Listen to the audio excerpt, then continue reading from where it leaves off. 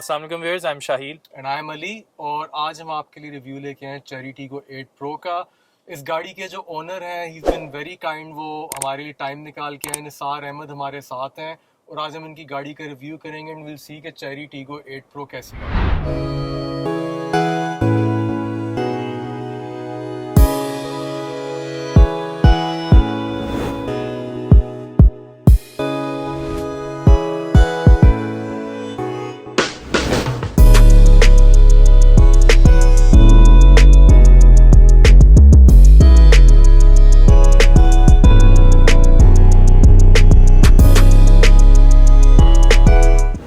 So viewers, obviously इस गाड़ी की बहुत ज़्यादा डिमांड थी रिव्यू की, और अभी भी बहुत से लोग क्यूरियस हैं कि वो चेरी टीगो को परचेज़ करें या ना करें, और इसी के लिए हमने आप लोगों के लिए ये जैसी गाड़ी अवेलेबल हुई है रिव्यू बना रहे हैं।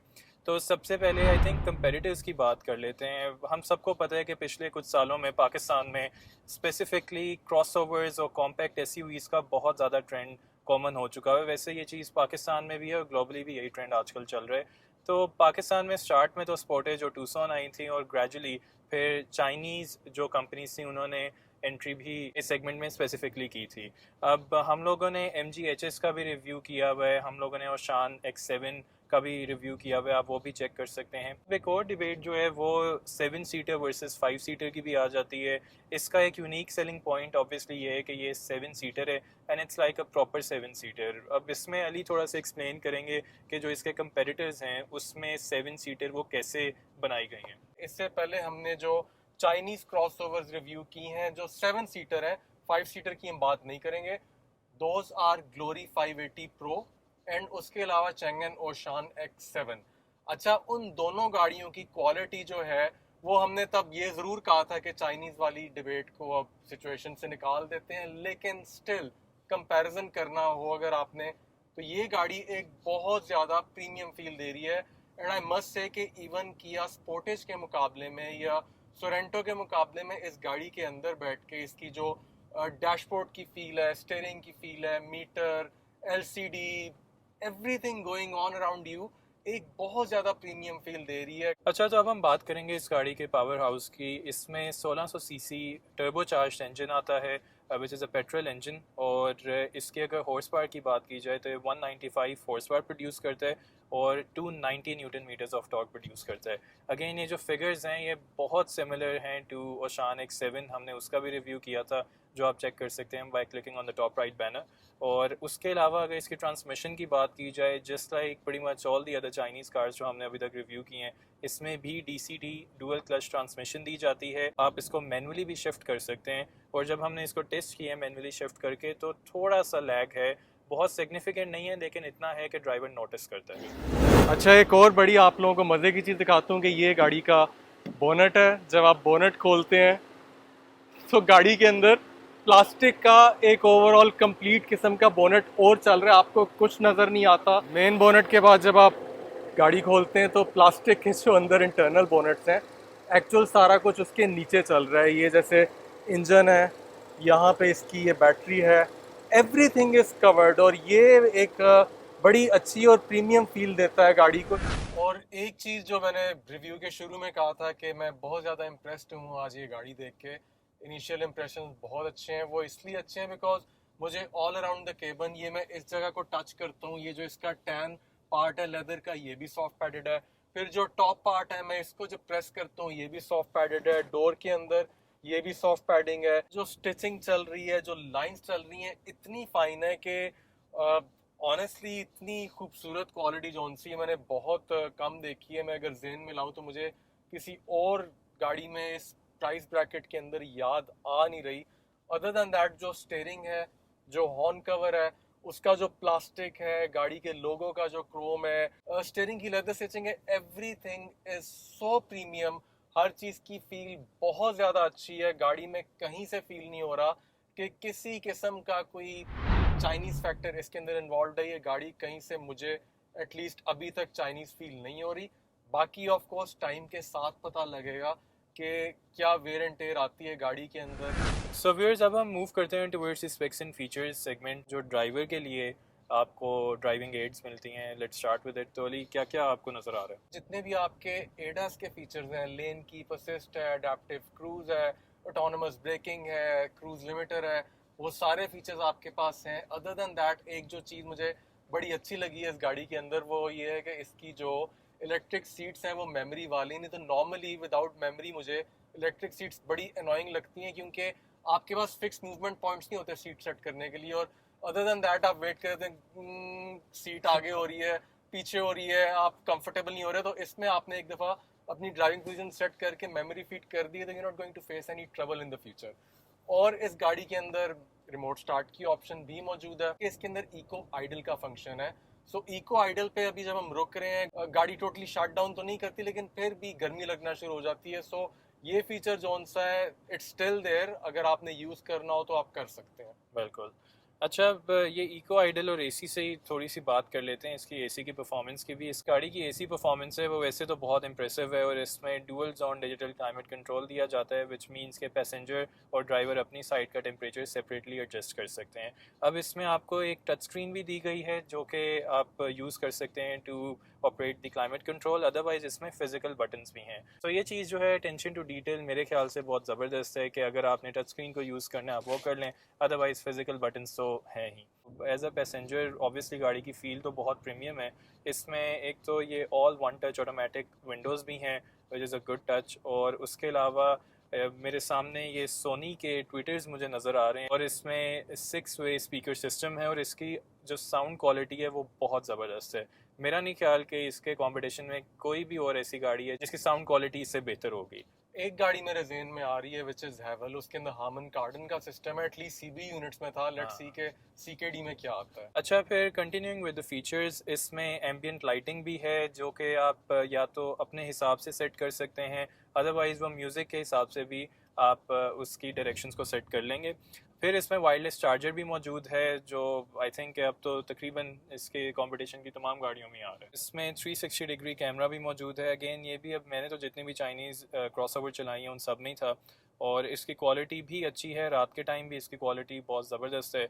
ये आप less than 30 kilometre per hour की स्पीड पे इसको एंगेज कर सकते हैं। आप मैनुअली थ्रू अ बटन भी इसे अपने सामने ला सकते हैं, अदरवाइज़ जब गाड़ी स्लो स्पीड पे टर्न कर रही होती है तो वो ऑटोमेटिकली आपको इंफोटेनमेंट स्क्रीन में नज़र आ जाता है। और उसके अलावा इस गाड़ी में एप्पल कारप्ले और एंड्रॉयड ऑटो की ऑप्शन भी मौजूद है, लेकिन ये वायर्ड एप्पल कारप्ले है। आई थिंक अभी तक हमने सिर्फ किया कि स्ट्रॉनिक चलाई है जिसमें वायरलेस एप्पल कारप्ले आता था। मुझे एक चीज़ थोड़ा सा इसने लेट डाउन किया है, वो ये कि इसमें ऑल्दो परफोरेटेड सीट्स तो हैं, लेकिन ये ना ही हीटेड हैं ना ही वेंटिलेटेड हैं। अब इसके जो क्लोज कंपेटिटर्स हैं जैसे कि प्रोटॉन X70 और ओशान X7, उन दोनों में आपको वेंटिलेटेड सीट्स प्रोवाइड की गई थी। इसमें एक ऐसी चीज़ है जो मिसिंग है। तो जी, अब हम पीओवी ड्राइव पे चलते हैं चेरी टीगो 8 प्रो की। ये इस गाड़ी का की फॉब है, जो कि बाय द वे काफ़ी बड़ा है, पूरे का पूरा लग रहा है जैसे पेबल पकड़ा हुआ है आपने हाथ के अंदर। और इसके ऊपर इन्होंने एक लेदर प्लस साइडों के ऊपर पेंटेड सिल्वर फिनिश दी हुई है। ये इसका पुश स्टार्ट बटन है इस जगह पे। तो ड्राइव पे चलते हैं।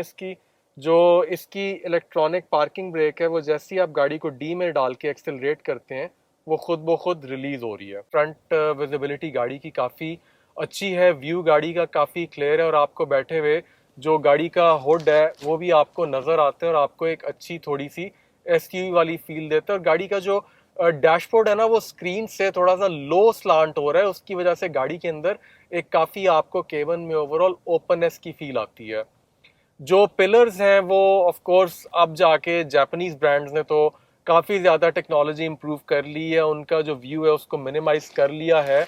और इसका जो ब्लाइंड स्पॉट पिलर है वो, फॉर इंस्टेंस मैं इसको कंपेयर करूंगा फॉर्च्यूनर से। फॉर्च्यूनर की जो ब्लाइंड स्पॉट कॉर्नर विजिबिलिटी है वो इससे बेहतर थी, इसकी थोड़ी सी उससे ज़्यादा है ब्लाइंड स्पॉट वाइज, बिकॉज इसका जो पिलर का एंगल और इसकी सरफेस और इसका टेक्सचर है, ये अगर मैं इसको नॉर्मल हो के यहाँ से देखता हूँ तो ये पूरी की पूरी इस पिलर के पीछे छुप गई है। टर्निंग रेडियस चेक करते हैं।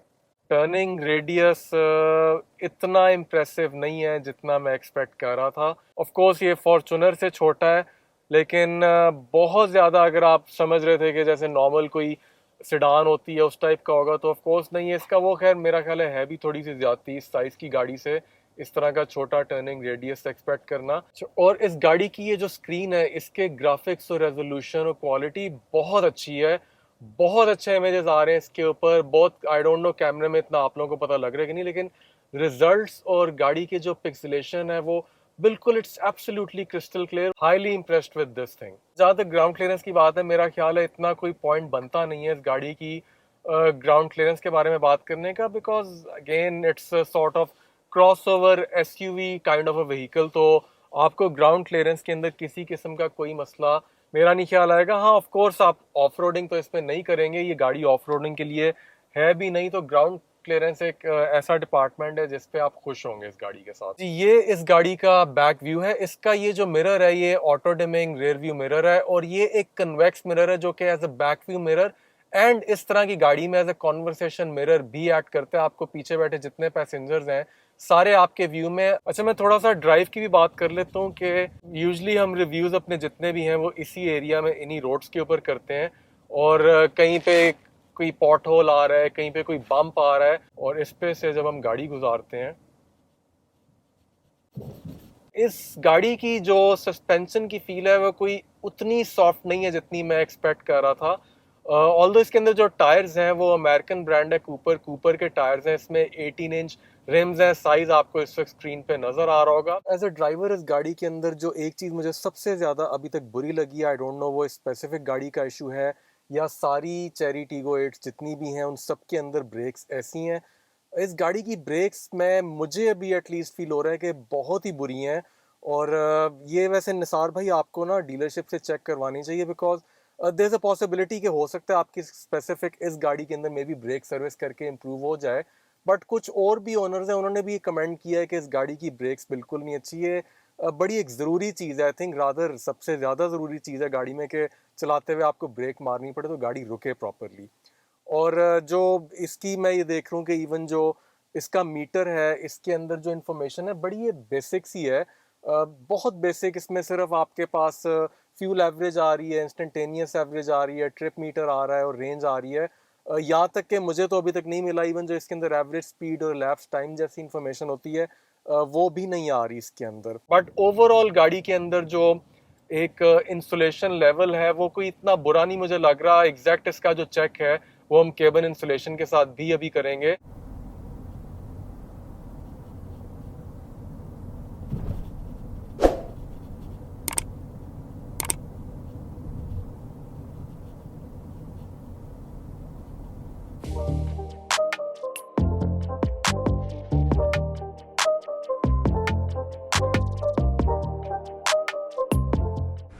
अच्छा, इसकी जो रेयर स्पेस है वहाँ पे आपको एक आर्मरेस्ट मिलता है ऑफ कोर्स, जिसके अंदर 2 कप होल्डर्स हैं। उसके अलावा 2 कप होल्डर्स दरवाजों में, और गाड़ी में आगे फ्रंट पैसेंजर्स के लिए 4 कप होल्डर्स हैं, और रेयर पे थर्ड रो के साथ 2 हैं। सो टोटल 10 कप होल्डर्स हैं।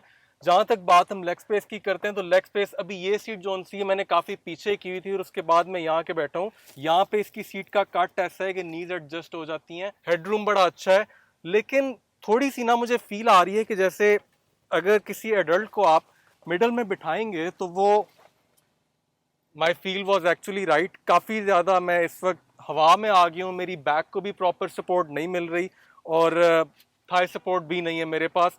साइड्स के ऊपर ठीक है एडल्ट बैठ सकते हैं, या in other words 4 adult comfortably travel कर सकते हैं इस गाड़ी के अंदर, और बाकी जो उनसे हैं वो अगर बच्चे हैं तो फिर ठीक है ये गाड़ी। और रही बात सेफ्टी की, तो ऑफ कोर्स 7 सीटर गाड़ी के अंदर सेफ्टी एक बहुत बड़ा फैक्टर होता है। इस गाड़ी के अंदर 6 एयरबैग्स हैं, और एक और बड़ी अच्छी चीज़ है इस गाड़ी के अंदर कि यहाँ पे दरवाजे के अंदर एक लाइट है, और ये लाइट जो है ये उस वक्त जलती है जब गाड़ी रुकी है और पीछे से फॉर एग्जांपल कोई चीज़ आ रही है। अभी तो खैर कुछ नहीं है तो ये नहीं जलेगी, बट अगर आपने दरवाज़ा खोलना है तो यहाँ पे ये लाइट आपको हेल्प करती है to make it actually secure for you and the car and someone who's coming at the back. अच्छा, इसकी जो थर्ड रो सीट्स हैं वो एक एडल्ट के लिए तो मैं कहूँगा कि वेल, अगर आपने किसी को सज़ा देनी है तो ज़रूर किसी एडल्ट को पीछे बिठा दें, अदरवाइज़ बच्चों के लिए दे आर फाइन। और ये मैंने अभी सीट को रिक्लाइन किया हुआ है बैक को, उसके बावजूद मैं बड़ी ऑड पोजीशन में हूँ। मेरी लेग्स जो हैं वो कम्प्लीटली हवा में है। अगर पीछे आपने कोई एक आधा छोटा बैग भी रखा हुआ है और सीट आपने उसके हिसाब से आगे की है तो फिर तो बिल्कुल ही एक ऑड सी पोजीशन के अंदर आ जाएंगे आप। और जो लेकिन अच्छी चीज़ है वो ये है कि बच्चे भी अगर आप पीछे बिठाते हैं तो दोनों साइडों के ऊपर एसी वेंट्स मौजूद हैं और इनकी फैन स्पीड भी कंट्रोल हो सकती है। ओनर निसार भाई हमारे साथ मौजूद हैं। निसार भाई, थैंक यू सो मच, आपने हमारे लिए टाइम निकाला। तो आपसे हम एज एन ओनर कुछ क्वेश्चंस करना चाहते हैं। First of all I am really thankful, I am glad that you give me this opportunity कि मैं अपनी गाड़ी प्रोवाइड करूं आपको रिव्यू के लिए। I am big fan of yours. Thank you. और एक्चुअली मेरे भाई हैं Khan Momin, he lives in Karachi. उन्होंने ही रिकमेंड किया था जब मैं एलेंट्रा परचेज़ की थी, वो आपके रिव्यूज़ देख के ही मैंने परचेज़ की थी। तो आई am big fan, I am lucky that my car is having with you. नहीं, ऐसी ऐसी कोई बात नहीं है। आपका थैंक्स अलॉट, आपने हमारे लिए गाड़ी प्रोवाइड की है। वेलकम। और आपके जो भाई हैं खान मोहम्मद, उनकी वजह से और आप जैसे लोगों की वजह से हम रिव्यूज कर रहे हैं अभी तक। So thanks to all of you. पहला क्वेश्चन मेरा ये है निसार भाई कि आपने ये गाड़ी बुक करवाई थी कब? जी, अच्छा, मैंने ये गाड़ी बुक कराई थी मार्च के 26 को, और उस वक्त मुझे जून की डिलीवरी मिली थी। इनिशियल पेमेंट मैंने की थी, और जो इनकी पेमेंट होती है 1.5 मिलियन। और उसके बाद मुझे जून के फर्स्ट वीक में कॉल आ गई थी कि आप रिमेनिंग अमाउंट डिपॉजिट करें। तो लकीली मेरी गाड़ी मुझे 28 जून को मिल गई थी। अच्छा, इसका मतलब है कि आपको गाड़ी एज पर कमिटमेंट ही प्रोवाइड की गई है, कोई किसी किस्म का डिले वगैरह नहीं था गाड़ी में। ये तो खैर बहुत अच्छी बात है अगर देखा जाए तो, वरना आजकल तो कमिटमेंट्स नहीं पूरी कर रही काफ़ी कार कंपनीज। अच्छा, ये बताएं कि मैं देख रहा हूँ आपने ये कोई तकरीबन अराउंड 3000 किलोमीटर के करीब चला ली है। तो इस 3000 किलोमीटर के बीच में जो 1000 किलोमीटर पे हर कंपनी एक चेकअप करती है, वो इन्होंने क्या क्या किया था उस चेकअप पे? जी, ये 1000 पे हम जब ले गए थे गाड़ी, तो उस वक्त उन्होंने ऑयल चेंज किया था और फिल्टर चेंज किया था। At it costed me around 6500। तो वो ऑयल चेंज किया था। अभी नेक्स्ट ड्यू मेरा 4000 पे फिर है। तो ये इनिशियली सेटअप हुआ था। उन्होंने एक स्कैन किया था, कोई कोई एज सच नहीं था। अच्छा, ये एक थोड़ा सा ज़रा देख रहा हूँ मैं कि डिफरेंट रूटीन है, बिकॉज नॉर्मली बाकी जितनी कंपनीज है वो 1000 पे ऑयल नहीं चेंज करती, एक जनरल चेकअप करते हैं, बट इन्होंने ऑयल ऑयल एंड फिल्टर वो भी चेंज किया साथ। खैर, है तो एक एडिशनल प्रिकॉशनरी मेजर है। अच्छा, मैं एक चीज़ और भी नोट कर रहा हूँ कि बहुत ज़्यादा अब जैसे आप देखते हैं ऑनलाइन वेबसाइट्स हैं, ये मार्केट में आप जाते हैं तो होता है जी गाड़ी के सीट कवर तो खैर इस तरह ही गाड़ी में डालना वैसे ही बहुत बड़ी ज़्यादती है। उसके अलावा ये होता है कि सन वाइजर्स हैं गाड़ी के मैट्स होते हैं, इस तरह की चीज़ें। आपकी गाड़ी में मैट्स तो डले हुए हैं और ये बड़े परफेक्ट फिट आ रहे हैं, तो ये सामान अवेलेबल है इसका? जी, ये यूनिवर्सल टाइप फिट हैं, जो वो इसके अपने स्पेसिफिक तो नहीं मिले थे मुझे मार्केट में। अच्छा, अभी कुछ नहीं है ऑनलाइन आपके नज़र पास? आना शुरू हुए हैं। उस वक्त नहीं आए थे जब मैंने गाड़ी ली थी। तो ये फिर उसी तरह थोड़ी सी एडजस्ट करके, कटिंग करके हमने इस तरह एडजस्ट किया। अच्छा, बड़े अच्छे एडजस्टमेंट, मुझे लग रहा था कि शायद इसके अपने हो। मुझे ये बताएं कि इसके जो बॉडी पार्ट्स हैं वो आपने चेक किए, डीलरशिप पे अवेलेबल हैं कि उनमें कोई डिले है? जी, वो कहते तो हैं अवेलेबल हैं, लेकिन दे आर वेरी कॉस्टली। जो मुझे पता चला था, वो उन्होंने रिकमेंड यही किया था कि आप इसको इंश्योर्ड करवा लें, और जो कि इंशाल्लाह इट इज़ रिकमेंडेड कि पाकिस्तान में हर गाड़ी इंश्योर्ड हो, वरना बिल्कुल होनी इट्स चाहिए। Their parts are very costly, no doubt in it. बिल्कुल, पाकिस्तान में ये बाय द वे मेरा आप सबको मशवरा है कि बगैर इंश्योरेंस के आप गाड़ी ना ड्राइव करें। अल्लाह ना करे, किसी भी वक्त कुछ भी हो सकता है। इंश्योरेंस इज़ अ मस्ट इस मुल्क में। अच्छा, ये बताएं रजिस्ट्रेशन करवा लिया आपने? हाँ, ये मेरे ख्याल से रिसेंटली जो एक सीवीटी टाइप एक टैक्स लगा था, उसके बाद डलने के बाद 2,30,000 के आसपास हो जाती है। इस्लामाबाद की? तो आपका प्लान है इस्लामाबाद से रजिस्ट्रेशन कराएंगे आप इसकी? ठीक है। अच्छा, मुझे ये बताएं कि अब तो आपने इतनी चला भी ली है गाड़ी, तो एक ब्रॉड फ्यूल एवरेज आपको इसकी क्या मिल रही है शहर में? आपने, मुझे पता है आप मोटरवे पे भी अभी आए हैं रिसेंटली, और शहर में भी आप ये गाड़ी चला रहे हैं, क्या एवरेजेस आ रही हैं आपको? ये within city 8 to 10 easily देती है, depending on your foot and the flow of traffic. और हाईवे पे अगर आप 120 पे चलें तो 13 इजीली एवरेज देती बुरी भी नहीं है, लेकिन ये कोई बहुत ज़्यादा वैसे ये कोई इम्प्रेसिव भी नहीं इसको कहा जा सकता, लेकिन इस साइज़ की जो बाकी गाड़ी हैं उनके हिसाब से ये एवरेज अच्छी है। है। अच्छा, तो ऑब्वियसली आपने और भी ऑप्शंस कंसिडर की होंगी, एंड डेफिनेटली हर बंदा एक लंबे प्रोसेस से गुजरता है गाड़ी खरीदते हुए, सेलेक्ट करते हुए, बुक करवाते हुए। You ended up with this car, तो आपका ओवरऑल एक्सपीरियंस कैसा रहा है? आपको लगता है कि आपका डिसीजन ठीक था? आर यू सेटिस्फाइड कि आपने ठीक गाड़ी ले लिया? सो फार अब तक तो जितनी मैंने 3000 किलोमीटर चलाई है, मेरे ख्याल से मेरा डिसीजन बुरा नहीं है। ठीक है, इस प्राइस ब्रैकेट में मेरे ख्याल से इतना कम्प्रिहेंसिव पैकेज जो इस गाड़ी में मिलता है, मेरा नहीं ख्याल किसी और गाड़ी में है। तो आई एम सेटिस्फाइड। हाँ, खैर प्राइस के हिसाब से तो वाकई एक बहुत अच्छा पैकेज है ये। सो व्यूअर्स, अब ऑब्वियसली हमने इस गाड़ी का बहुत डिटेल में रिव्यू किया है एंड आई थिंक हम अपना भी ओपिनियन आप लोगों के साथ शेयर करें। तो अली, पहले तो आप बताइए कि अब ये जो गाड़ी आपने चलाई है, क्या ख्याल है, आप इसको ख़रीदेंगे? शाहिल, मेरा जो जवाब है वो, अगर तो मैं सिर्फ इस गाड़ी को देखूं, इस गाड़ी की फील को देखूं, इस गाड़ी की ओवरऑल ड्राइव को देखूं, ठीक है, थोड़ा सा मुझे फील हुआ है कि इसकी जो ब्रेकिंग पैडल की रिस्पांस है वो कोई बहुत अच्छी नहीं है, थोड़ी सी डिलेड है। मे बी टाइम के साथ बेहतर हो जाए, एज ए ड्राइवर मैं यूज टू हो जाऊँ वो। उसके अलावा जो छोटे मोटे फैक्टर्स हैं, कुछ मिसिंग फीचर्स हैं, वो सारे सेट असाइड करके एज ए कार मैं इसको गेज करूँ तो डेफिनेटली मुझे ये गाड़ी बहुत पसंद आई है। 7 मिलियन जो इसकी आज की प्राइस है, उसके हिसाब से अगर मैं 7 मिलियन लेके कुछ लेना चाह रहा हूँ, स्पेशली 7 सीट्स, डेफिनेटली मैं ये गाड़ी ज़रूर कंसिडर करूँगा। जो सिर्फ एक छोटा सा फैक्टर है जो मुझे थोड़ा सा तंग करता है, वो उसका पता लगेगा कुछ टाइम के साथ। वो जो फैक्टर है वो ये है कि I hope and I wish and I pray for Gandhara group. Gandhara group जो है, ये इसका अगर आप पूरा नाम पढ़ो तो इसका नाम है गंधारा निसान। ये निसान को लेके आए थे और मुझे थोड़ा सा एक डर लग रहा है चेरी को लेके, और वो डर यही है कि अगर निसान जैसा ब्रांड, जो कि एक जापानीज ब्रांड है, इतना इस्टेब्लिश्ड है पूरी दुनिया में, इतनी अच्छी गाड़ियां बनाते हैं, गंधारा ग्रुप उस ब्रांड को पाकिस्तान में नहीं चला सका, तो क्या वजह थी उसकी, क्यों नहीं चला सका? मे बी बहुत सी ऐसी रीजंस हों जिनकी मुझे समझ नहीं है और मैं गलत डाल रहा हूँ। मे बी कोई रीज़न जेन्युइन हो उसके पीछे, बट ये एक छोटा सा फैक्टर है जिसको मैं देखना चाहूँगा। एडेड विद द फैक्ट के इनके अभी तक बहुत ज़्यादा कोई after sales centers, dealership network बहुत वास्ट या एक्सपेंडेड नहीं है। अगर ये एक फैक्टर गंधारा ग्रुप एड्रेस कर ले और मेरी इस पर तसल्ली करवा दे कि मुझे डरने की ज़रूरत नहीं है, तो डेफिनेटली इस गाड़ी को मैं पूरे के पूरे नंबर दूंगा। ये जो आपने सारे फैक्टर्स अभी मेंशन किए हैं रिगार्डिंग जो कंपनी की अभी इतनी ज़्यादा वो वेल इस्टेब्लिश नहीं है पाकिस्तान में, और मुझे भी पता चला है कि फैसलाबाद जैसी बड़े शहर में भी इनकी कोई डीलरशिप नहीं है, तो मेरे ख्याल से भी इन्हें मार्केट पेनिट्रेशन करनी पड़ेगी। तो ये इन फैक्टर्स की वजह से मैं शायद अभी एज ऑफ नाउ इन 2022 इस गाड़ी को प्रेफर ना करूं। मैं थोड़ा सा वेट करूंगा अंटिल इट्स से मिड ऑफ नेक्स्ट ईयर, और तब तक बहुत सी चीज़ें क्लियर हो जाएंगी। जो फर्स्ट ऑनर्स हैं उनके भी हमें फीडबैक मिलेगी, ऑब्वियसली आपको भी पता चलेगा कि मार्केट रिस्पॉन्स इस गाड़ी के लिए कैसा रहा है। तो I think it's better to wait for some time, उसके बाद आप इसे ख़रीदने का डिसीजन लें। अदरवाइज़ अगर तो आपने अभी ही डिसीजन लेना है तो भाई देखें, दो ही उसमें चीज़ें, अगर आपको इसके फ़ीचर्स बहुत ज़बरदस्त लगे हैं और आप ये रिस्क लेना चाहते हैं कि कंपनी बाद में इतना अच्छा परफॉर्म ना करे पाकिस्तान में, तो आप बेशक अभी ये गाड़ी ले लें। लेकिन हाँ, अगर आप थोड़े से अगर रैशनल होकर सोचेंगे और आप प्रैक्टिकली ये डिसीजन लेंगे, तो I think it's better to go for any other competitor. Although उनमें फ़ीचर्स भी कम हैं, शायद आपको इसके मुकाबले की ड्राइव भी ना मिले, लेकिन कम अज़ कम आपको ये पीस ऑफ माइंड होगा कि चलें ये एक गाड़ी थोड़ी सी वेल इस्टेब्लिश्ड है, ब्रांड वेल इस्टेब्लिश्ड है। और मैं स्पेसिफिकली मेंशन करना चाहूँगा किया की सोरेंटो को।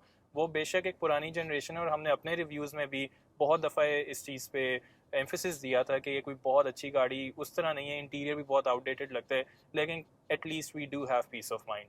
तो ये तो मेरा ओपिनियन है। व्यूअर्स, अपना भी आप ओपिनियन हमसे शेयर करें in the comments below, and will see you in the next video. Till then, अल्लाह हाफिज़। अल्लाह हाफिज़।